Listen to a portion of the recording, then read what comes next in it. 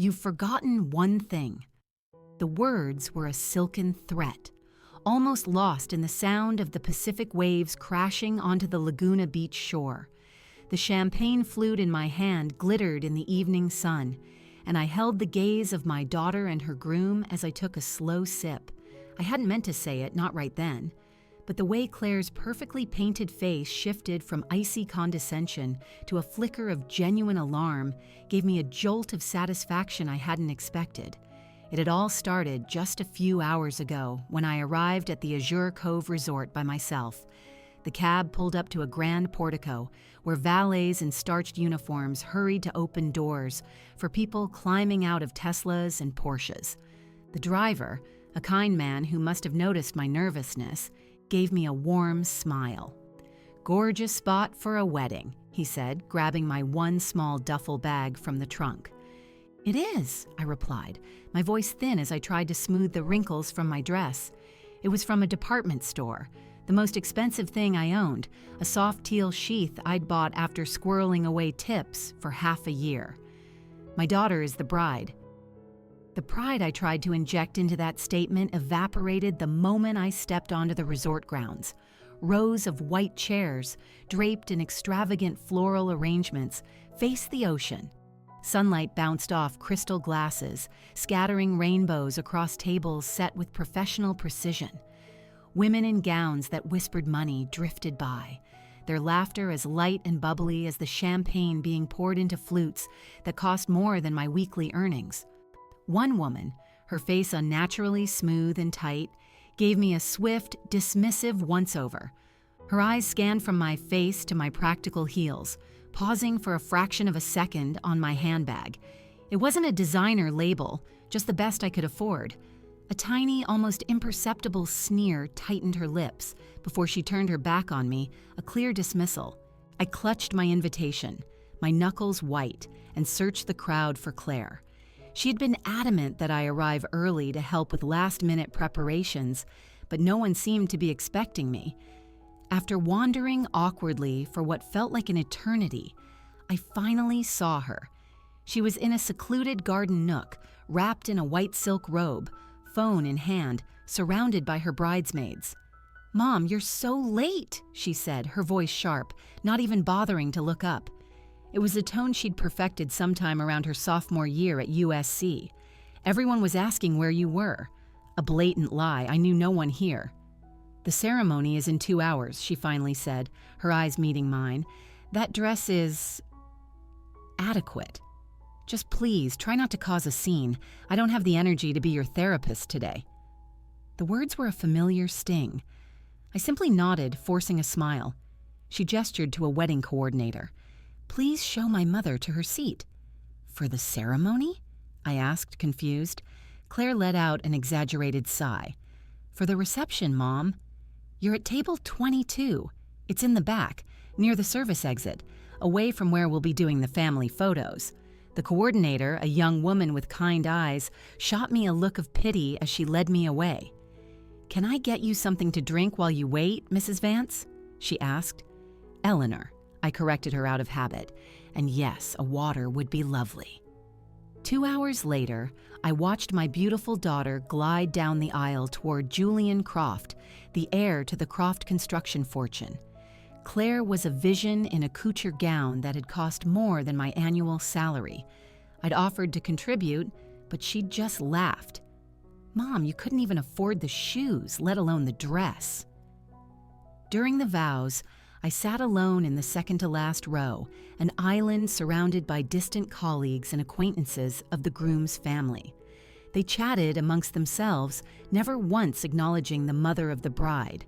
I didn't shed a tear when they exchanged rings. A part of me had hardened over the past year, each small cut and dismissal adding another layer of stone around my heart. The cocktail hour was in full swing when Julian finally approached me, a champagne flute in each hand. For a brief second, a flicker of hope ignited. Maybe this was an olive branch. "Eleanor," he said, flashing a smile that was all teeth and no warmth. "Having a good time?" "It's a lovely wedding," I replied, carefully taking the glass he offered. "You and Claire must be overjoyed." "We are," he confirmed, his eyes darting around to make sure we weren't overheard. Although, we do need to settle the matter of your contribution. I paused, the flute halfway to my lips. My contribution? Yes, Julian said, his voice a smooth, charming purr. Claire mentioned you'd be assisting with the final vendor payments. $75,000 should cover it. The champagne suddenly tasted like acid. $75,000? Julian, you know I don't have that kind of money. His smile didn't waver, but his eyes turned to chips of ice. Eleanor, let's not play games. We've been very accommodating of your situation. But in our world, appearances are everything. Claire is already mortified by your background. The least you can do is compensate us for the inconvenience. Inconvenience, I repeated, the word a hollow echo in my ears. There you are. Claire materialized at Julian's side, her gown shimmering in the sunset. She looked like a fairy tale princess who'd long forgotten she was born in a cramped, walk-up apartment. Mom, did Julian speak with you about our arrangement? He mentioned something about $75,000, I said, my voice barely a whisper. Claire's smile was a fixed, beautiful mask. It's not a lot to ask, considering what we're doing for you. We invited you, despite the Croft family's reservations. We're giving you a seat at the table. If you can't contribute, then maybe it's time we part ways. What are you saying? I asked, though I already knew the answer. I'm saying there's a very pleasant retirement community in Nevada where you wouldn't be a burden to anyone, she replied, her voice cool and level. It's your choice. Pay for the privilege of being in our lives or vanish forever. It's really that simple. I looked from my daughter to her new husband, standing there like monarchs passing judgment on a serf. All the years of sacrifice, working 3 jobs at once to put her through college, my entire retirement fund poured into her dream. It all meant nothing. In that moment, something inside me settled, a profound, unshakable calm. I took a deliberate sip of champagne, letting the silence stretch. Then I looked them both directly in their smug, confident faces and whispered, "You've forgotten one thing." The jolt of fear that shot through their eyes was undeniable. They had expected tears, begging, not defiance. "Excuse me," I said, rising from my chair with a grace I didn't know I possessed. "I need to powder my nose." As I walked away, I could feel their stunned gazes burning into my back. They had no idea what was coming. They had no idea what I had been preparing for months. The storm that was about to break was entirely of their own making, and I wouldn't have to lift a single finger. Walking away from Claire and Julian, my heels sinking slightly into the manicured lawn, my mind wasn't on the wedding. It was on a rainy night 22 years earlier when I'd made the most important choice of my life. The rain hammered against the glass of our tiny apartment window as I held my throbbing jaw. Mark, my ex, had finally passed out on the couch, his drunken snores a low rumble of thunder. 4-year-old Claire had watched the entire thing from the doorway of her room, clutching her little stuffed bear, silent tears carving paths down her cheeks. She had already learned that making a sound when Daddy was angry only made things worse. That was the night. It wasn't the worst he'd ever done, not by a long shot, but it was the look in my daughter's eyes, a dawning, terrifying acceptance that this was normal, that this was what a family was. I moved with a cold, desperate efficiency.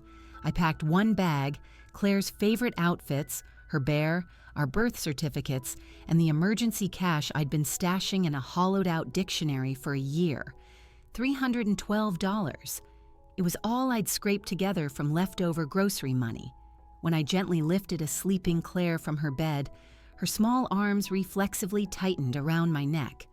"Are we going on an adventure, Mommy?" she mumbled into my shoulder. "Yes, my love," I whispered back, my voice miraculously steady, the biggest one ever. We slipped out into the stormy night and onto the last bus out of the city, heading toward my old high school friend Jess. She'd said we could crash on her couch until I got on my feet. 2 weeks later, I found our new home. A single room with a tiny kitchenette and a bathroom so small you could wash your hands while sitting on the toilet. The building always smelled faintly of stale beer and old takeout, but the landlord didn't ask any questions when I paid the first 2 months' rent in cash from my first paychecks. For the next 7 years, the lumpy pull-out sofa was my bed. Every night after tucking Claire into the bedroom, I'd unfold it, my back screaming after a 10-hour shift waiting tables at the corner diner. After a quick shower, I'd change into a crisp blouse and skirt I'd found at a thrift store and head to a local dental office to work the reception desk until 10 p.m. But in between the endless, bone-grinding hours were moments of pure gold. I can still see Claire's face, lit with triumph, the first time she read a whole book by herself. "I did it, Mommy. I read the whole thing," she'd yelled, her eyes wide with amazement. "You are the smartest girl in the entire world," I'd told her, and I meant it with every fiber of my being. We celebrated the small victories with cheap grocery store cupcakes. When she got straight A's, when she won the school spelling bee, when she made the soccer team, each milestone was marked by that small, sweet ritual.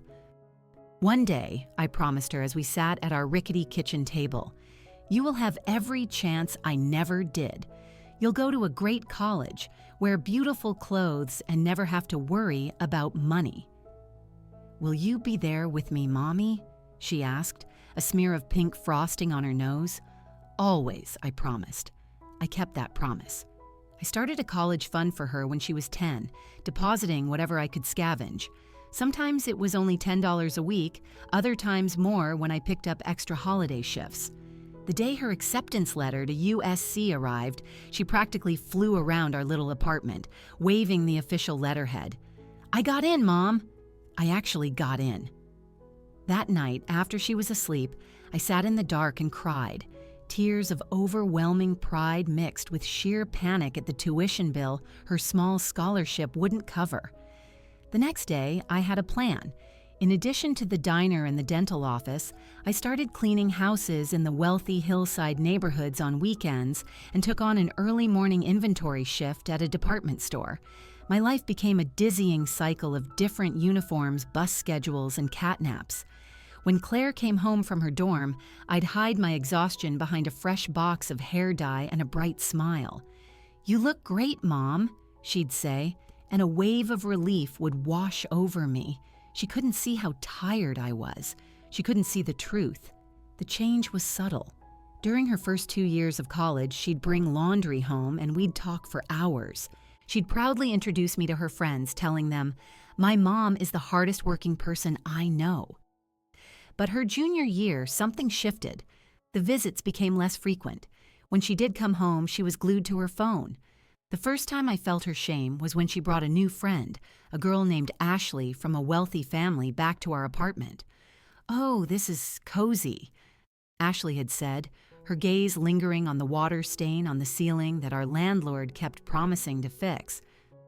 "We're moving soon," Claire had blurted out.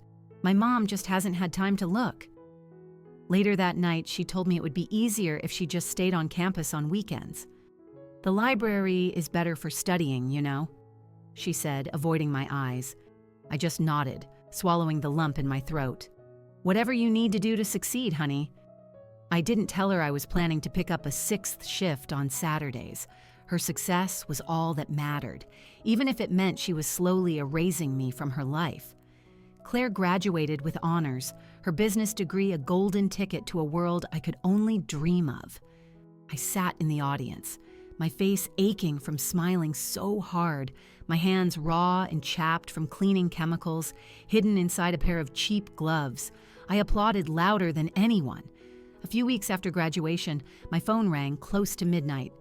"Mom?" Claire's voice was shaky. "Are you awake? I need you." I was instantly alert. "What's wrong, sweetheart?" "I found it, Mom," she said, her words a rushed, excited torrent. "My dream, my purpose." She'd found a vacant storefront on a trendy street in Newport Beach. It was perfect. Exposed brick, big display windows. "I could open my own boutique," she whispered, a mix of terror and awe in her voice. "Curated fashion for young professional women. I've already been looking at small designers." "That's wonderful, honey," I said, my heart swelling with pride for her vision. Then came the catch. "But I need startup capital. The landlord needs first and last month's rent, plus a security deposit just to hold the space. Then there's inventory, marketing." Her voice broke.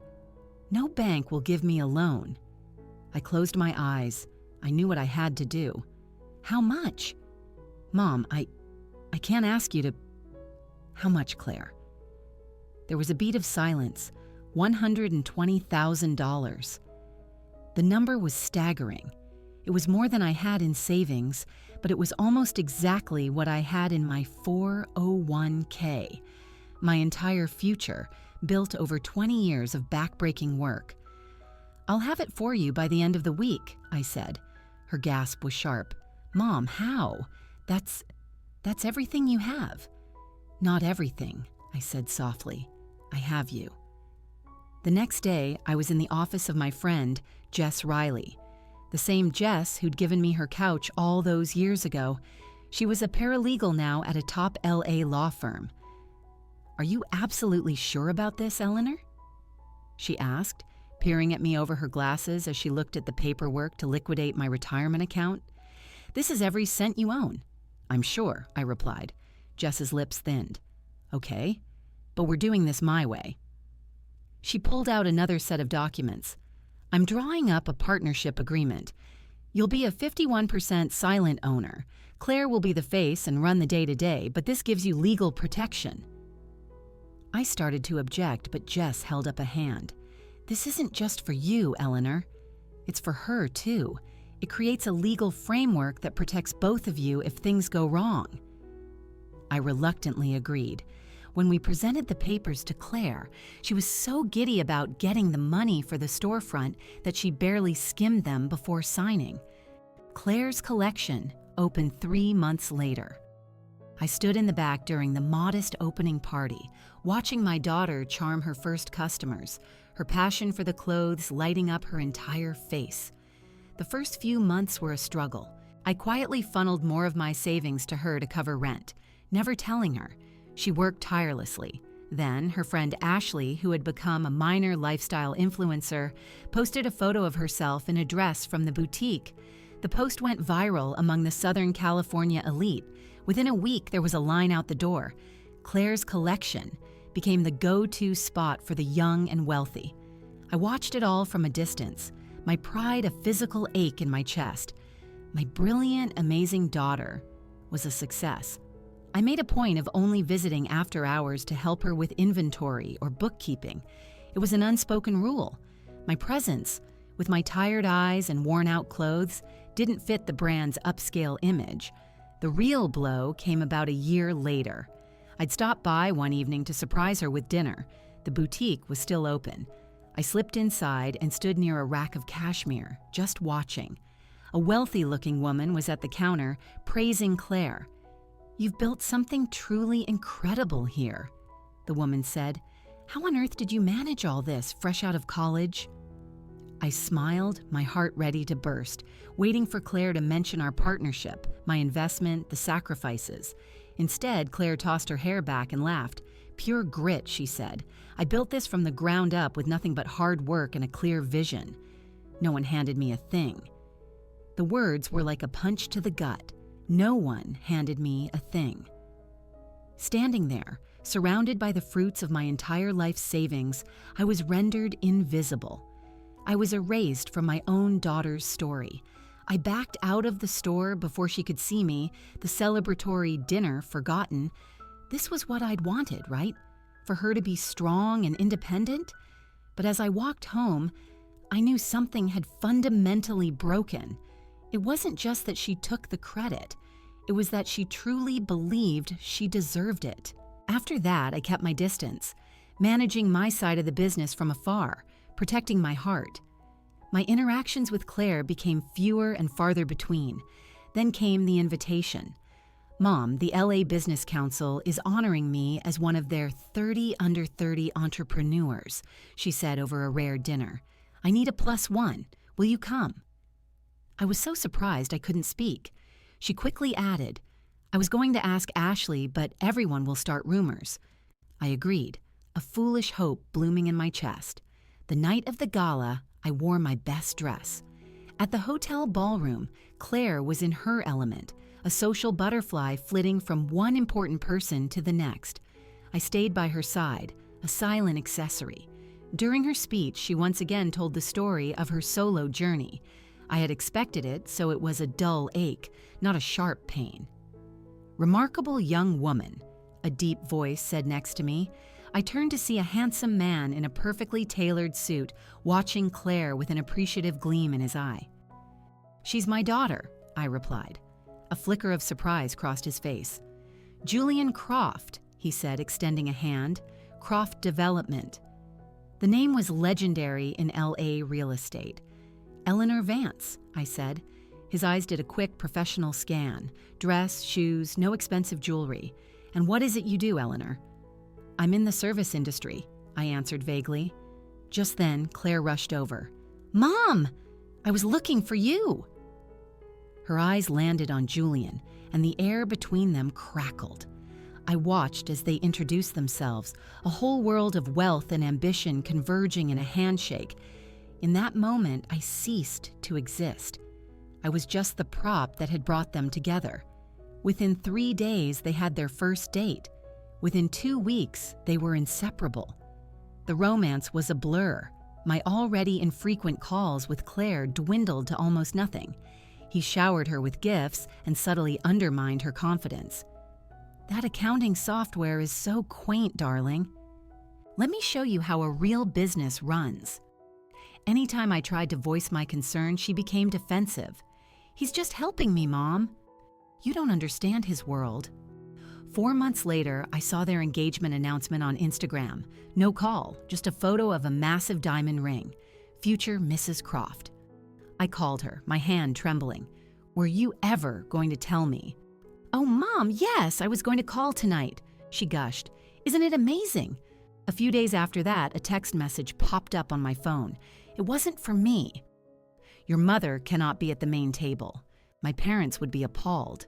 Put her in the back with the staff. It was from Julian, obviously meant for Claire. I held my breath, waiting for her to defend me. Nothing. 7 minutes later, a different text from Claire arrived. Mom, can you believe the caterer wants extra for vegan options? Wedding planning is so stressful. The betrayal was a block of ice in my chest. 2 weeks later, I went to her apartment unannounced. Her laptop was open on the counter. I'd never violated her privacy, but a cold dread pushed me forward. The screen showed a wedding planning spreadsheet. I clicked on a tab labeled Mommy Dearest Protocol. It was a detailed strategy, how to limit my visibility, how to make me feel included with pointless tasks, and highlighted in yellow, a note from Julian. End goal. Max financial extraction with minimal social blowback. Post-wedding, we can manage the distance. I stumbled back, feeling physically sick. This was a calculated plan to use me and throw me away. That night, I called Jess. I need your help, I said, and I need you not to ask why. Not yet. Whatever you need, she said instantly. If I were to activate my 51% ownership of Claire's collection, what would that look like? There was a pause. It would mean you could initiate a full audit, freeze all assets, and assume operational control. Eleanor, what's going on? I'm just putting a contingency in place, I said, my voice cold and steady. One I hope I never have to use. In the weeks before the wedding, Jess and I worked quietly. We gathered every financial statement, every contract. We found unauthorized meetings Julian had arranged with new investors and uncovered funds being siphoned from the boutique's account into one of his own failing side projects. Are you sure about this? Jess asked me, 3 days before the wedding, pointing to a stack of manila envelopes on her table. Each one contained legal notices and irrefutable proof. Once you push this button, There's no going back. I'm not pushing it yet, I said. I'm just getting it ready. What's the trigger? She pressed.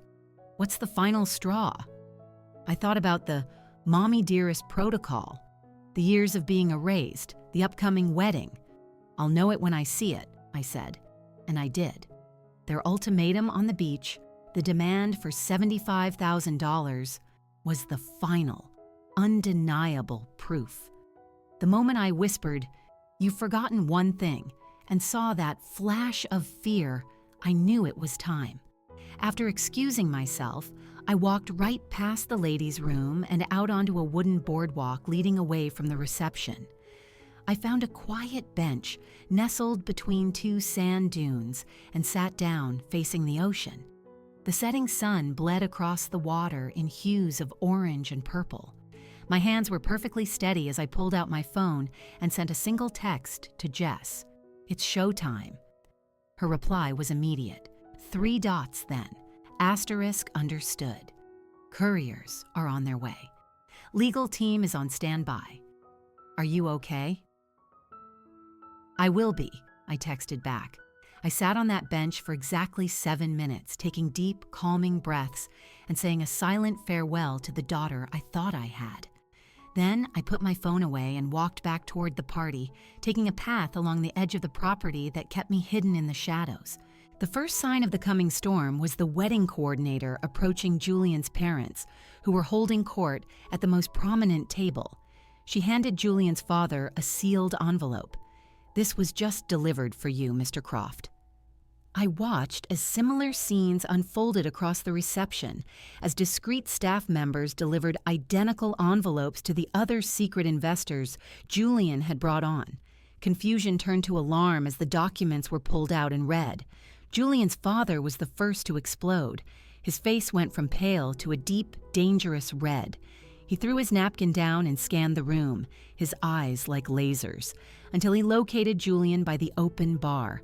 He started marching toward his son, purpose in every step. At the same time, a cascade of electronic chimes echoed across the venue, a mass email sent from the official Claire's Collection. Account, but drafted by Jess's team, had just gone out. It announced an immediate and full company audit, a freeze on all assets, and the suspension of all business operations pending an investigation into financial mismanagement. I stepped out from the shadows and moved along the perimeter of the chaos. Julian was now locked in a furious, whispered argument with his father, who was jabbing a finger at the papers in his hand. Claire stood beside them, frozen, her bridal makeup a stark contrast to the sheer panic on her face. When her eyes found me, she broke away and ran toward me. "Mom, what's happening? Everyone's getting these insane emails about the boutique." "Not insane," I said calmly. "Factual. I'm exercising my rights as the majority owner." Julian was suddenly there, his charm stripped away, leaving only raw fury. "What did you do?" he hissed, his voice low and threatening. "I protected my investment," I replied, my tone even. "Did you really think I wouldn't find out about your plan to dilute my shares?" "The secret investors? The money you funneled out of the company?" Claire's face was ashen. "We can explain that," she stammered. "It was a temporary loan for an expansion into Julian's failing condo project," I finished for her. "The one that received a $200,000 cash infusion from my company's reserves without my knowledge or consent." Julian's eyes darted nervously toward his parents, who were now talking animatedly with another couple, both of them holding the damning legal notices. "You have no idea what you've just done," he snarled. "My family will crush you." "Really?" I asked, arching an eyebrow. "Because from here, it looks like your father is about to crush you. I wonder how he'll feel learning his son was using a small fashion boutique as a personal slush fund." The dawning horror on their faces was everything. They had seen a working-class waitress, not a silent partner. They had seen a pushover, not a woman who had clawed her way out of hell and would not be dragged back. "Mom," Claire whispered, tears finally streaking her perfect makeup, You have to stop this, please. You'll destroy everything we've worked for." "Everything I worked for," I corrected her, my voice gentle but firm. "Everything I sacrificed for. The business you told everyone you built from nothing." She reached for my arm, her massive diamond ring glittering. "I'm your daughter, your only child. You can't do this to me." For a heartbeat, my resolve wavered, that deep primal instinct to protect her, to fix it all. But then I saw the mommy dearest protocol in my mind's eye. I heard their ultimatum on the beach. "I already did," I said softly. "You both made it very clear who you are and what I am worth to you. I simply chose to believe you." Julian's phone started ringing. It was his father. Claire's phone buzzed with alerts from panicked vendors. The elegant wedding had dissolved into a maelstrom of confusion and anger. "We can get you the $75,000, Julian said desperately. "More. Double it. Just call this off." I just shook my head. This was never about the money. As I turned to walk away, Claire called out one last time. "Mom, please. Just tell me how to fix it." I paused and looked back at my daughter, standing there in her impossibly expensive dress, a symbol of a dream that had turned into a nightmare. "You can't," I said. "Some things, once they're broken, stay broken." I walked away then, my steps unhurried, moving with the dignity I had earned. The resort staff parted for me as I passed, sensing, perhaps, that I was a force to be reckoned with. At the edge of the property, I slipped off my painful heels and walked onto the public beach, the cool sand a balm on my feet. The sun had finally set, but the horizon was still aglow. I walked toward it, each step feeling lighter than the one before. For the first time in over 2 decades, I was free. Free from the weight of unappreciated sacrifice, free from the burden of being valued only for what I could provide. Miles down the beach, Jess was waiting for me in her car. We had plans for a new, smaller boutique in a quiet beach town, a place for women who valued character over status. It wasn't about replacing what I'd lost. It was about building something new, something that was entirely and finally for me. I never once looked back at the glittering resort or the beautiful wreckage I had left in my wake. I had given my daughter everything. Now, it was my turn. If this story of sweet revenge had you on the edge of your seat, smash that like button right now. My favorite part was when Eleanor whispered, "You've forgotten one thing," knowing her perfectly planned revenge was about to unfold. What was your favorite moment? Drop it in the comments below. Don't miss more thrilling stories like this. Subscribe and hit that notification bell so you never miss an upload. End of story.